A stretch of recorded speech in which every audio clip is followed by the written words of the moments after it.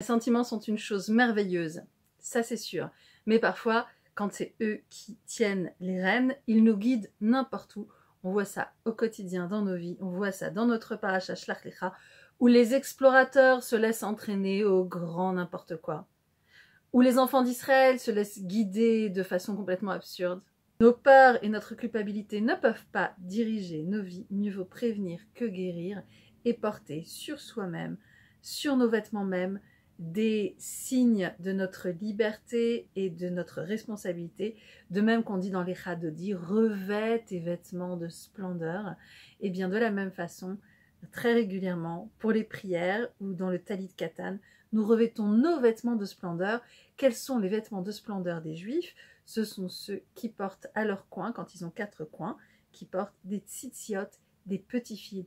Que signifient ces fils et que nous apprennent-ils en cette semaine particulière qui est une semaine d'égalité, de respect de tous et de Gay Pride? C'est ce que nous allons voir dans cette petite vidéo. Vous avez reconnu bien sûr le 3e paragraphe du Shema Israël qui se termine par « Je suis l'Éternel votre Dieu qui vous ai fait sortir du pays d'Égypte ». Nous avons reçu la liberté pour la garder et c'est exactement l'enjeu de notre relation à nos sentiments et du fait que nous les écoutions pour décider, mais que nous ne nous laissions pas guider, qu'au contraire, nous soyons toujours dans la conscience et dans la décision. C'est très important. Nous sommes dans le chapitre 15 des Nombres, au verset 38. Dieu dit à Moïse de parler aux enfants d'Israël pour leur dire « Ve'asu lahem tzitzit » ils se feront des tzitzit.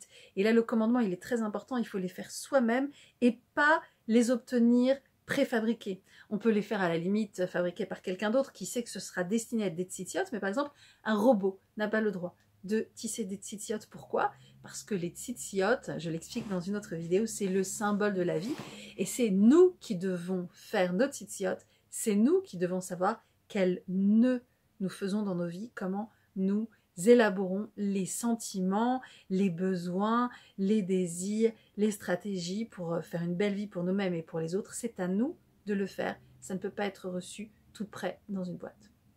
Et ils se feront quoi? Des tzitziot. Les tzitziot, d'où vient ce mot? C'est un mot étrange et Rashi s'interroge et nous dit c'est parce que ça vient de l'ehatzitz, de voir. Il faut les voir et il faut en même temps développer une vision de qui nous sommes et de où nous voulons aller. Et qu'est-ce qui se passe une fois qu'on a ces tzitziot, ces choses à voir? Et bien justement, on les voit, ou reitem auto, et vous les verrez. Donc nos yeux peuvent nous égarer, mais ils peuvent également nous rappeler à la raison par des petites choses qu'on a mises en place, ou reitem auto, ou sratem, et comme mitzvotai, et vous vous souviendrez de tous mes commandements. Parfois, un petit éclair nous rappelle à la conscience pour nous réorienter. C'est là que j'en suis de ma vie, c'est là ce que je ressens pour telle ou telle raison. Ah oui, d'accord, je connais ce sentiment. Qu'est-ce que je fais maintenant? Je vois les tzitziot et je me réoriente.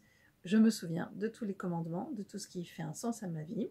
Vous vous souviendrez de tous les commandements et vous les ferez. On passe à une action qui est droite, qui est vraiment orientée par la volonté et pas simplement par une réaction.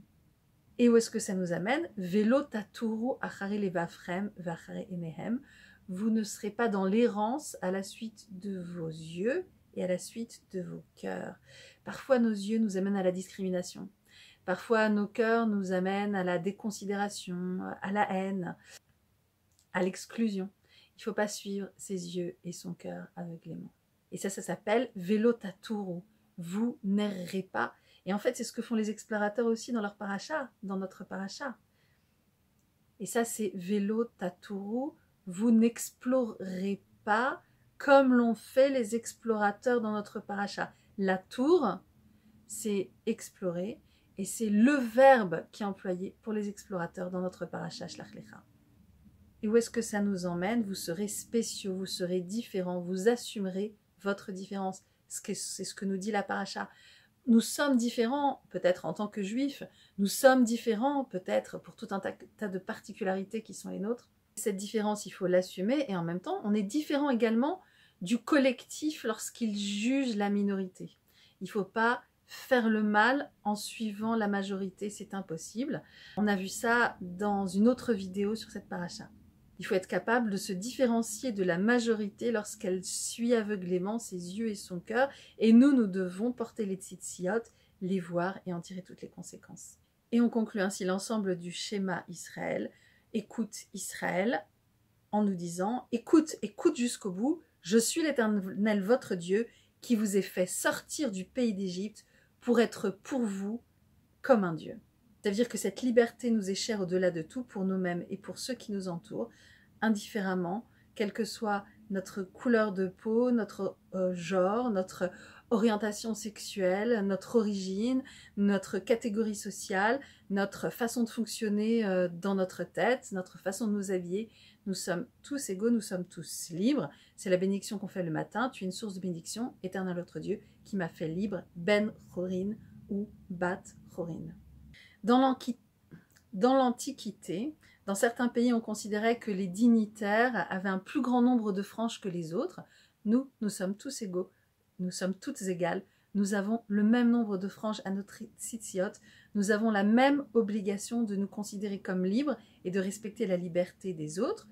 Comme on le dit, nous sommes tous good as you, aussi bons que vous. Et ces initiales sont les 3 lettres du mot gay, good as you. Tout le monde est aussi bon, aussi valable les uns que les autres. À nous de dépasser les jugements pour ne pas faire des autres nos esclaves et pour ne pas être nous-mêmes les esclaves de nos préjugés. Nous sommes le Shabbat de la Ke Pride, nous sommes le Shabbat des tzitziot, nous sommes le Shabbat de la responsabilité, nous sommes le Shabbat Shlach Lecha. Shabbat Shalom.